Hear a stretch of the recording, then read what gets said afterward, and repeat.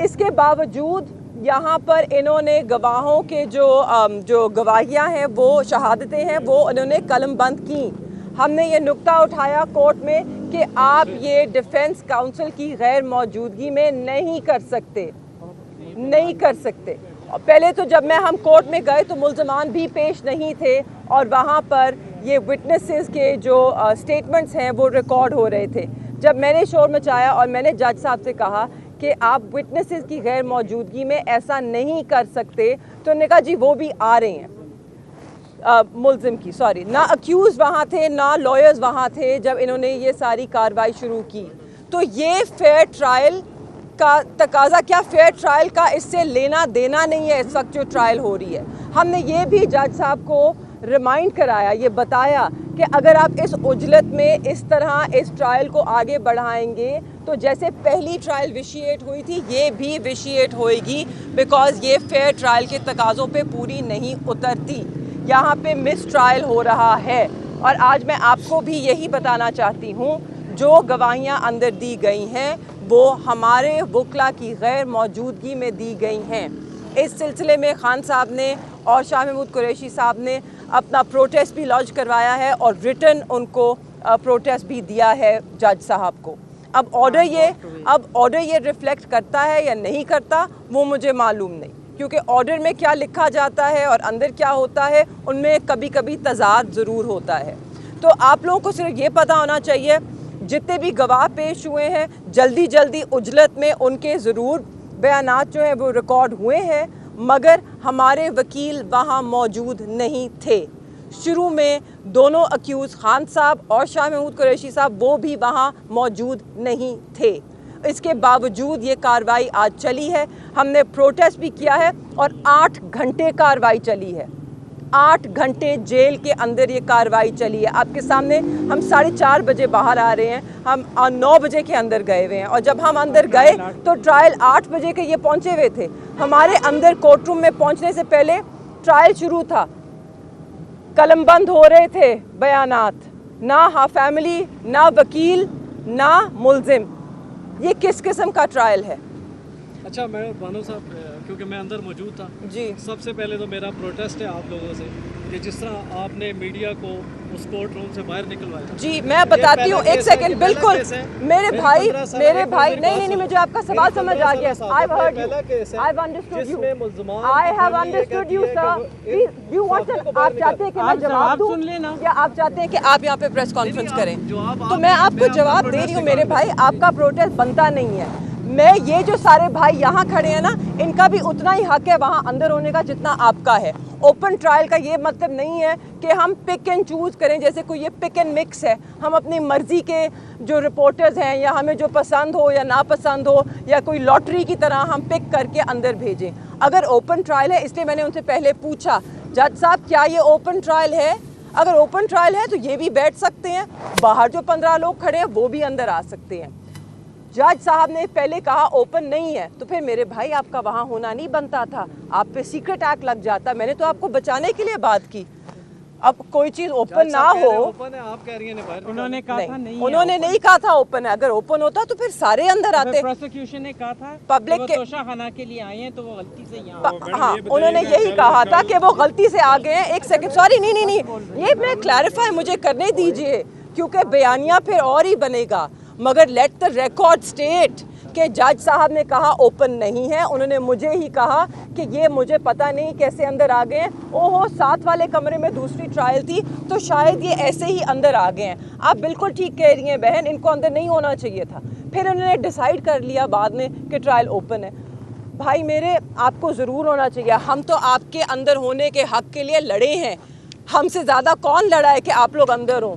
हाँ, अपने लिए अंदर जाने के लिए लड़े, आपके लिए लड़े, पब्लिक के लिए लड़े, मगर इस तरह नहीं हो सकता। अगर ट्रायल ओपन है तो सबके लिए ओपन है, मीडिया के हर दोस्त के लिए ओपन है। सिर्फ एक चैनल से या एक अखबार से या पसंदीदा लोग सिर्फ नहीं आ सकते, हर बंदे को हक है कि वो अंदर आए। हर एक्रेडिटेड जर्नलिस्ट को, हर रिपोर्टर को हक है कि वो अंदर आए। सिर्फ एक चैनल की सुर्खी क्यों बने? अच्छा, ये बताइएगा कि शाह महमूद कुरैशी साहब की जानिब से नॉमिनेशन पेपर जमा करवाए गए हैं, क्या वो इलेक्शन में जा रहे हैं? जी मुझे एक्चुअली मैं अंदर थी। हमारे जैसे कि आप जानते हैं पेपर्स के जमा करवाने में भी बड़े मसले हमें दरपेश थे। पहले सेक्रेटरी को उठाकर बंद कर दिया, फिर छापे हो रहे हैं, कागजात छीने जा रहे हैं। आपको पता है जब ओरिजिनल डॉक्यूमेंट्स, सर्टिफिकेट्स, NOC सब छिन जाएं तो उनको दोबारा बनाने में वक्त लगता है। तो हमने दोबारा सब कुछ तैयार किया, दोबारा सबमिट करने की कोशिश कर रहे हैं। आज भी गए थे, मुझे मालूम नहीं है कि हो गए हैं कि नहीं, क्योंकि मैं अंदर थी तो मेरे पास कोई फ़ोन नहीं था। अब यहाँ से फारिग होके बल्कि मेरा पहला फ़ोन यही होगा कि क्या कागज़ जमा हुए हैं कि नहीं हुए हैं। ये बताइए कि कल से जब सुप्रीम कोर्ट ने ऑर्डर किया शाह महमूद कुरैशी और इमरान खान की ज़मानत का, उसके बाद जितनी भी आपने मुश्किलात गिनवाई हैं कि ये मुश्किल पेश आई है और डिले भी किया गया, तो अब जो सूरत हाल है आपके सामने, इसको आप चैलेंज करेंगे किसी कोर्ट में कि हमें मुश्किलात हैं? देखिए हम ये शुरू से करते आ रहे हैं, इसलिए हम हाई कोर्ट में भी हैं।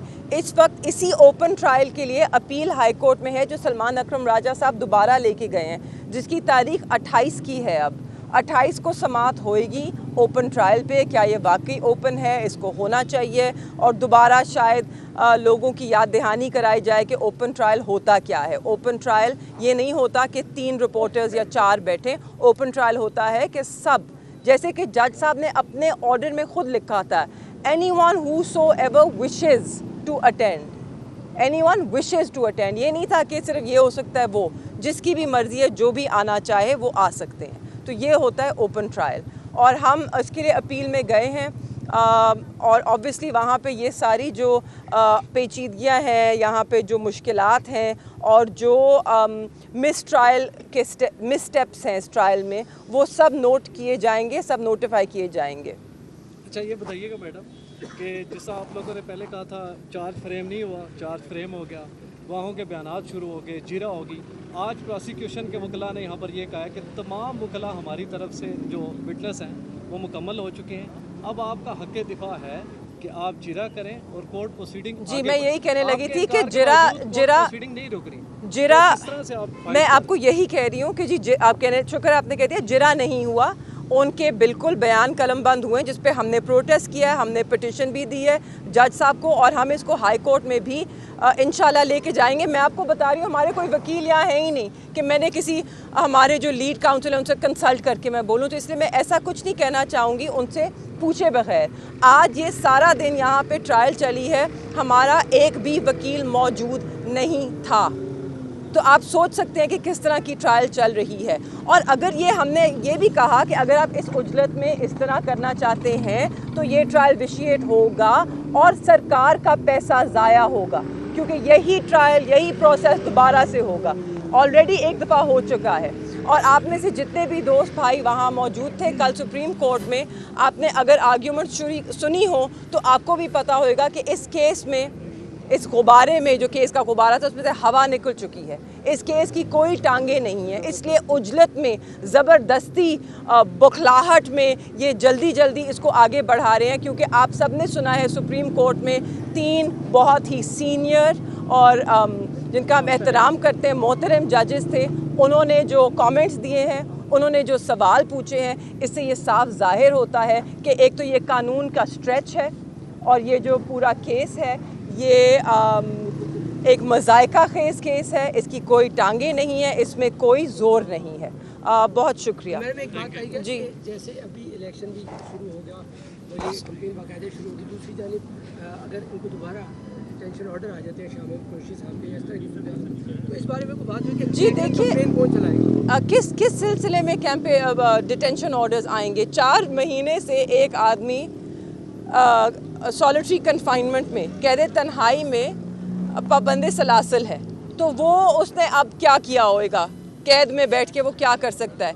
बाकी हर केस में उनकी बेल है, उनकी गिरफ्तारी और किसी केस में रियासत को नहीं चाहिए है। तो अब किस बहाने से करेंगे? और अगर करेंगे तो फिर ये साफ जाहिर हो जाएगा कि ये वाकई डर गए हैं। अब तो उन्होंने बल्ला भी हमसे छीन लिया है, हमारा इंतखाबी निशान भी छीन लिया है, मगर इनकी रातों की नींद फिर भी छीनी की छीनी है। Thank you.